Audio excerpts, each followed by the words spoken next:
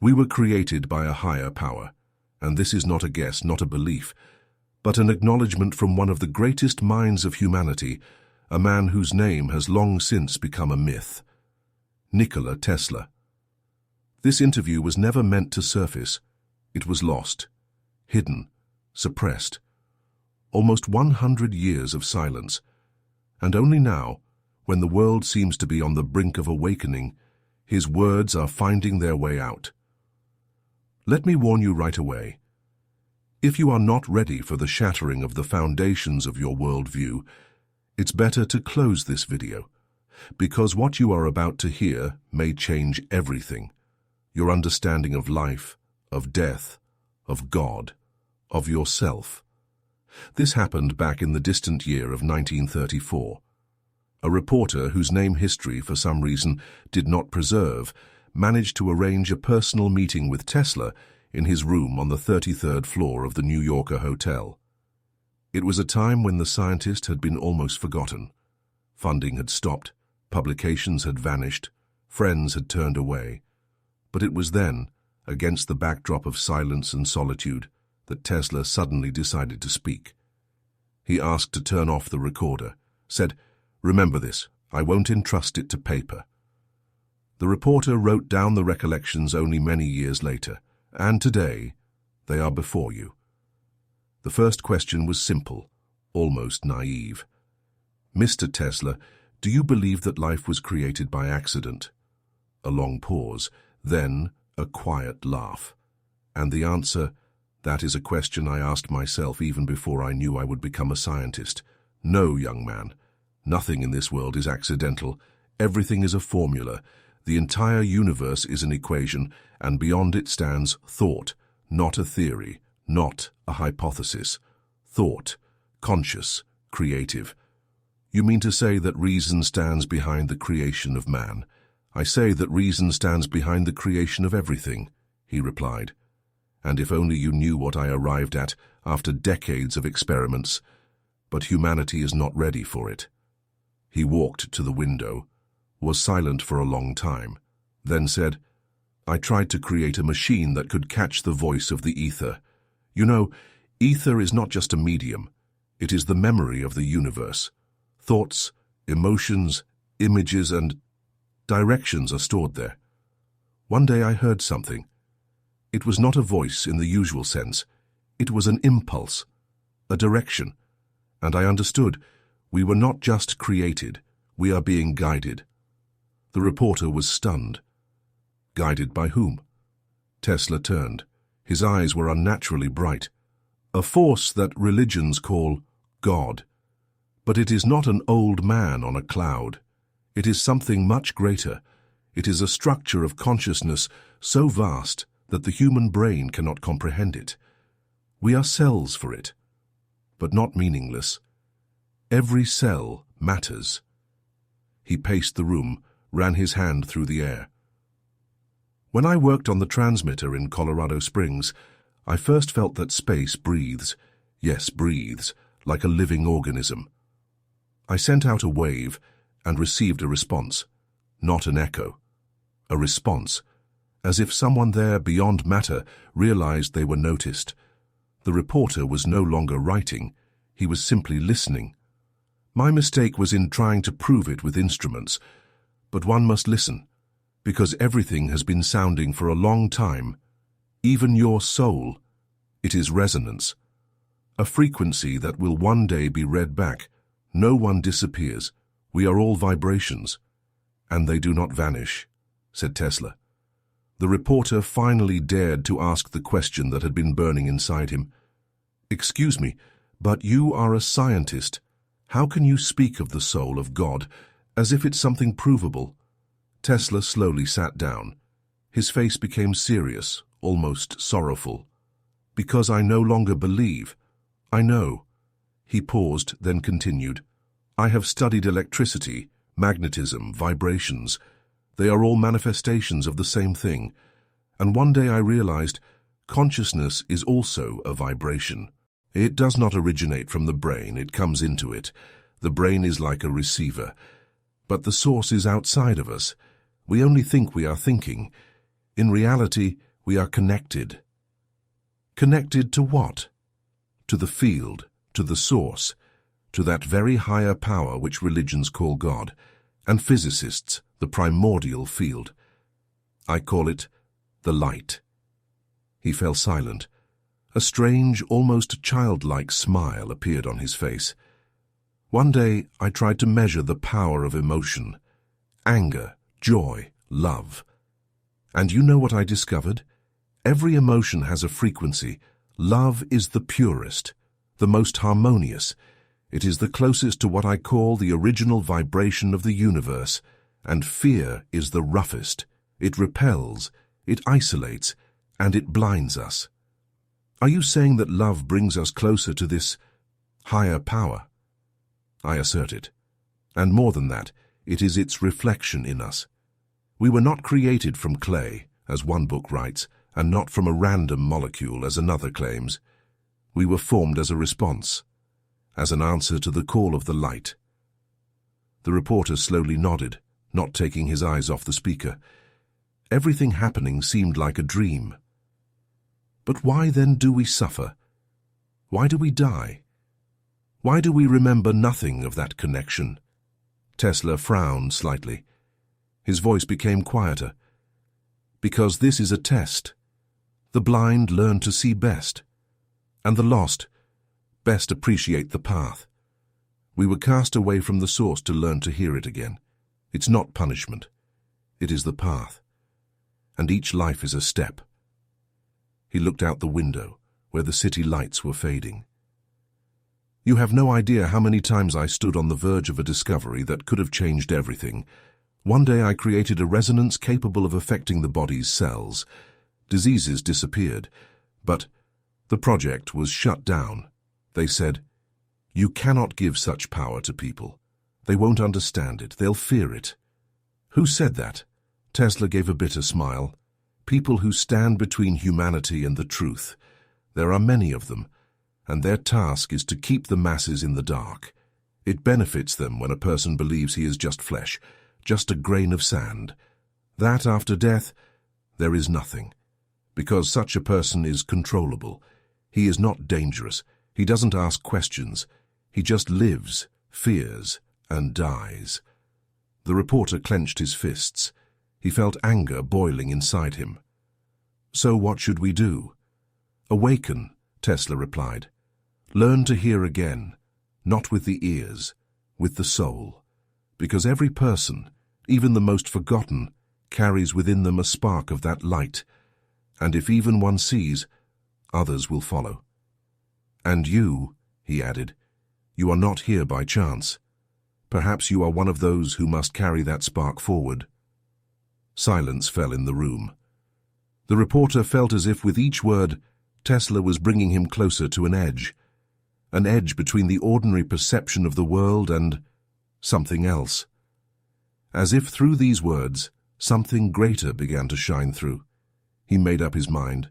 Mr. Tesla, are you afraid of death? The scientist didn't answer right away.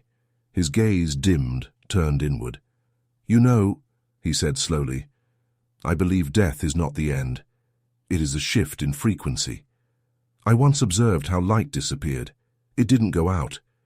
It seemed to fold into itself, as if it became invisible, yet remained.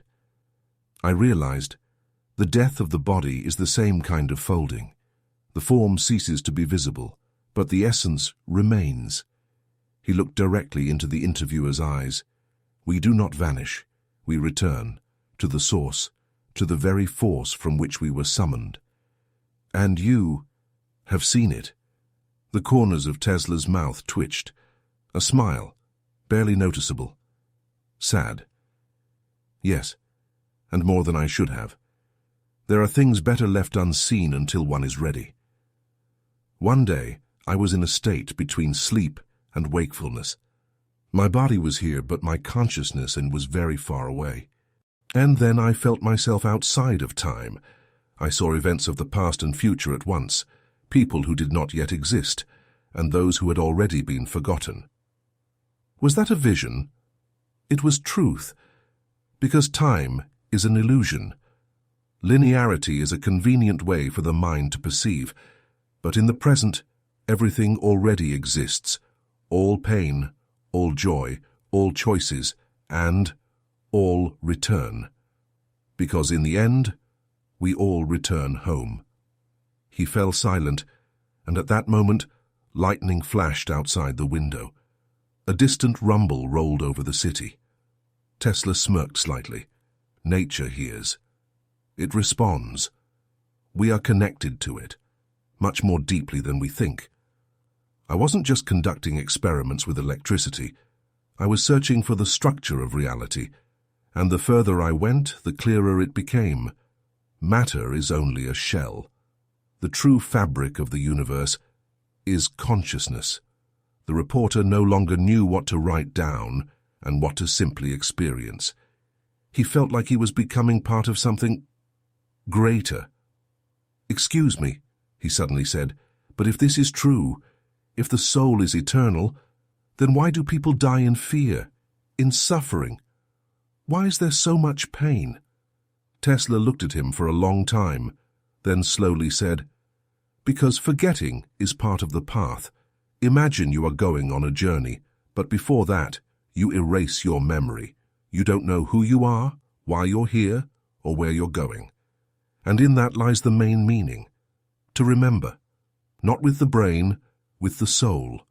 To realize that you are not the body, that you are not here forever, that your pain is a temporary cloud in eternal light." He stood up, walked to an old armchair and placed his hand on it. "Everything you touch, everything you feel, even your fears, they are not your enemies. They are clues. The world is speaking to you. It gives signs, and if you learn to read them, the fear will vanish, because behind it always hides the light." The reporter could barely breathe. He felt this conversation was never just an interview, it was a message, and not only to him. Tesla quietly added, "You're not the first to ask these questions, but perhaps you're one of the first to truly hear them." Tesla closed his eyes for a moment. It seemed he heard something within, something that wasn't a sound. Then he said, "I don't have much time left, I feel it, not physically, energetically, as if an inner pendulum is coming to rest. But the fear is gone, because now I know what comes next." The reporter gripped his notebook. "What comes next?" Tesla looked at him with unexpected gentleness. "Remembering. It will be like waking from a long sleep. I will once again hear the vibrations I was once separated from. We have all strayed from the source, not through guilt but by design, to learn ourselves in separation, in limitation. But at the moment of death, reconnection occurs, and the soul remembers everything, who it is, where it came from. Why?" He paced the room. "Energy does not die, never. That is the fundamental law. It can be transformed, but not destroyed.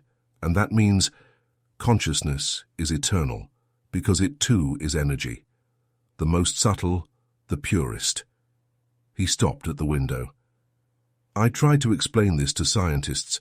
They laughed, said, 'Consciousness is a product of the brain. The personality disappears after death.' But I asked them, 'Where does the current go when you turn off a lamp? Does it disappear, Tam, or does it just take a different path?' There was no answer. He turned around. "Imagine an ocean, without edge, without bottom, and you are a wave. It seems to you that you are separate, that you are form, movement. But one day you submerge again, and everything that was you remains in the water, does not vanish, is not lost. It simply becomes everything." Are you saying that after death we return to God? To something greater than God? To what God came from? Because even the very concept of God is too small to describe that force. It is beyond forms, beyond images, beyond religions. It is everything. The reporter looked at Tesla with reverence. He felt every word was the truth, Not doctrine, not hypothesis, but pure knowledge. "And yet," he whispered, "if you knew this, why didn't you say it earlier? Why only now?" Tesla lowered his eyes. His voice became almost a whisper. "I tried. In books, in speeches. But people didn't hear, or didn't want to. They looked for formulas, proofs, diagrams. But this truth cannot be measured. It can only be felt. And now, as my body is growing old, I understand. The time has come to simply say it, without holding back. Because even if only one person hears, that will already be enough." He sat down, as if his strength was beginning to leave him. "This interview," he continued, "is not for newspapers, not for sensation. It was meant to remain in the shadows. I myself told that man not to publish it. Write it down and hide it. That's what I told him. And he did. And maybe, only now has the time come." The reporter flinched. "Why now exactly?" Tesla looked straight into his soul again. "Because the world has come to the edge between technology and destruction. People have invented machines but forgotten who they are. They fly into the sky but cannot look within. They fear death because they do not understand life. And now, maybe it's time to remember." He fell silent. The room became strangely quiet. Even the city outside seemed to have paused. The reporter felt this moment was more than just a conversation. It was a shift, a breakthrough, a threshold. And then Tesla suddenly said, "You asked who created us. Now I will answer." He paused. "We were created by consciousness that decided to become matter, light that wanted to feel itself as a body. We are its reflections, its project, its experience. We are not an accident. We are intention." The reporter felt that Tesla's words were burning not through his mind, but through his heart, as if he wasn't the only one hearing them, as if, beyond the walls of the room, someone was carefully listening to every phrase, and possibly recording them. He asked, almost in a whisper, "If we are a project, did this force have an intention? A plan?" Tesla nodded, very slowly. "Yes, and perhaps it is far more complex than we can imagine. I believe we are fragments, particles scattered across the material world to explore it. We are sensors, experiments. We are born, we feel, we love, we make mistakes, and all of it returns back, into the field, into what some call the divine mind. Why? So it could know itself, because without separation, there is no knowing. Without darkness and no awareness of light. Without fear, no appreciation of love. We are its way of understanding itself through multiplicity." The reporter lowered his gaze. It was too much, but he had to ask the main question. "So you believe that humanity has a purpose?" Tesla leaned forward. His voice became firmer. "Yes, but we've lost our way." He stood up, walked to a bookshelf, and took out an old, worn notebook. He handed it to the reporter. "These are calculations that were never published. I tried to build a device capable of amplifying thought, concentrating the vibration of consciousness and projecting it into the ether. Do you know what happened when I ran the first experiment?" "What?" "The streetlights began to go out. Radios malfunctioned. People complained of strange dreams. It wasn't a failure. It was a response. Space was listening, and then they came. Men in ties, without emotion. They said, 'Stop, this is too dangerous.' What didn't they like? That I had proven, thought is material, consciousness is power. And if a person realizes how powerful they are, they will stop being a slave, and that means they'll step out of control." He sat back down. It was clear these memories hurt. That's why this interview couldn't be published, not then, and perhaps not even now. But I believe soon there will be those who are not afraid, who will want to understand, not obey. The reporter asked quietly, And what will happen then? Tesla looked up. Awakening, a wave, a mass shift in consciousness. People will begin to see the invisible, hear the unheard. Diseases will retreat. Memory will return. The fear of death will vanish. Because everyone will feel they are not the body. They are fire, a spark, eternity. He looked out the window. But there is still a path ahead, and it won't be easy. Lightning struck somewhere very close. The thunder was so loud, it felt as though the sky itself had shuddered. That's a sign, Tesla said. Always when truth is near, the space responds. Synchronicity is not a coincidence. It's a reminder. Everything is connected. Everything is one. He turned to the reporter. You feel it, don't you? The reporter nodded, silently. His throat tightened. Then you've already begun to awaken, Tesla said softly. And that means my time hasn't been in vain. Tesla's final words were not loud, but they struck like a blow to the chest. Everything is energy. All living things are vibration. And the closer you are to the original frequency, the closer you are to the truth. He stood up, quietly, as if each of his movements already carried a farewell. This interview is not about science and not about religion. It is a message. For those who already feel that this world is not all there is, for those who have always known, there is something greater. He looked directly at the reporter. You will have to choose, to hide this, or to pass it on. But remember, time is near, very near. And when the great division begins, it is important that at least someone knows that we are not alone. That we have never been alone. He stepped closer.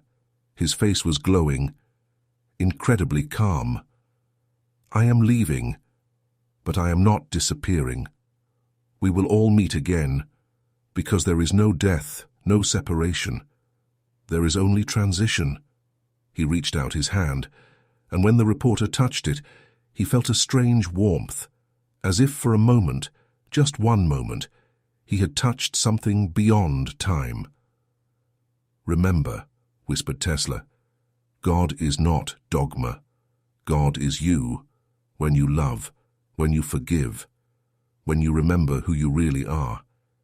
He turned away and walked to the window, stared for a long time at the night over New York, where lightning was flashing in the distance, and said, It begins. And if you are here now, then you are part of it. The reporter left without looking back. He didn't know that this would be their last meeting. 3 months later, Nikola Tesla died in solitude, without heirs, without recognition, but leaving behind something that cannot be measured.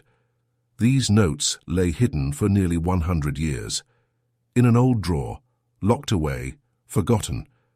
But now they have found you, and now, consider this. What if it's all true?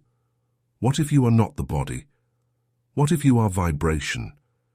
What if someone has been waiting for you to remember that? Be still and listen. Now, they are still there, watching and waiting.